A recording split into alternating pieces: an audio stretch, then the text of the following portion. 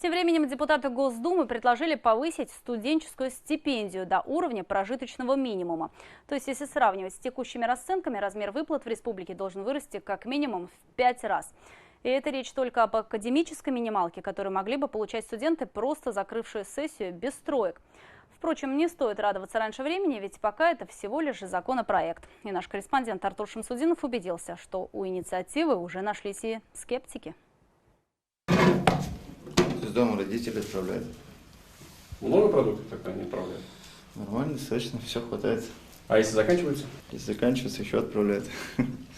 Вильнур Утемишев хоть и живет второй год отдельно от родителей, самостоятельным себя не считает. Продукты ему, как и товарищам по общежитию, привозят мамы и папы. А как иначе выжить бюджетникам на одну стипендию? Этим вопросом задается едва ли не каждый студент. Академическая стипендия составляет 1929 рублей. Повышен, если, допустим, на пятерке закрылся, 2500. У нас есть социальная стипендия, но ее получают также не все.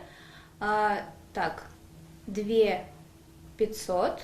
Даяна Галямова и Халида Кутлахметова – активистки. За хорошую учебу и участие в общественной жизни вуза они получают повышенную стипендию. Это порядка 10 тысяч рублей. Но таких на каждом факультете единицы. Большинство бюджетников получают минималку. Этих денег едва ли хватит на проезд.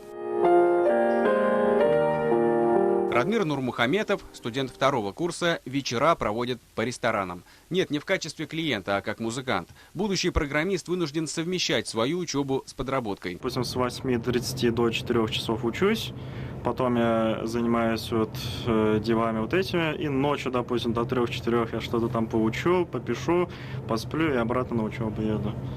На качество учебы отражается? На качество учебы не сильно отражается, а вот на сне отражается сильно. Подрабатывают в основном не по специальности порядка 60% студентов. Депутаты Госдумы посчитали, что такая тенденция все же не лучшим образом сказывается на профессиональных компетенциях будущего специалиста и предложили приравнять размер студенческих стипендий к уровню прожиточного минимума. То есть в Башкортостане средний студент-бюджетник мог бы рассчитывать на ежемесячные 10 тысяч рублей. Безусловно, мы поддерживаем все идеи, которые касаются улучшения положения студентов.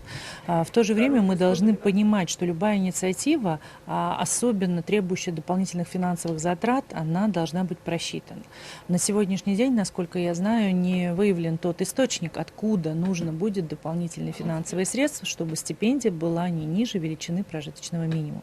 Конечно, доля бюджетников в вузах республики существенно ниже, чем тех, кто учится на коммерческой основе. Но, несмотря на это, на повышение стипендий из казны дополнительно потребуется не 1 миллиард рублей. Но если мы только в этом году будем принимать в наши вузы 11 тысяч студентов, то есть у нас в республике там студентов-очников тоже там десятки тысяч, да, и естественно там часть из них получает стипендию, там социальные выплаты, дети-сироты там и так далее, дети-инвалиды, но большая часть получает эти 2000. И здесь, еще раз говорю, в целом цифра гигантская, конечно, будет. Нашлись и скептики. Некоторые считают, что данный подход уже применялся в советские годы. Сейчас же нужно идти по европейскому образцу и, к примеру, налаживать систему взаимодействия студентов и работодателей. А именно, на одном рабочем месте, например, может работать 2-3 студента в разное время. Один до обеда, к примеру, второй после обеда, а третий вообще вечером.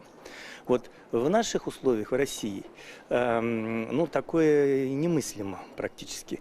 Вот у нас говорят, работать 12 часов, а что там учеба, работодатель говорит, это меня не волнует. И вот это не волнует, то, что у нас нет такой кооперации в обществе, это плохо. Как ни парадоксально, но противники законопроекта нашлись и среди самих студентов. Речь идет об отличниках учебы, которые говорят, сейчас они из кожи вон лезут, чтобы заработать повышенную стипендию, а кто-то сможет получить эти деньги, что называется, и не напрягаясь. В случае, если минималку решатся поднять до уровня МРОТ, то и остальные выплаты, скорее всего, тоже придется повышать. Новый законопроект депутаты Госдумы рассмотрят в весеннюю сессию. Пока же размер стипендии ежегодно повышается в среднем на 100 рублей. Большинство согласны с тем, что стимулировать такая прибавка к получению знаний никак не может. Артур Шамсудинов, Азат Ишбулатов и Ильнур Юмагулов. Итоги недели.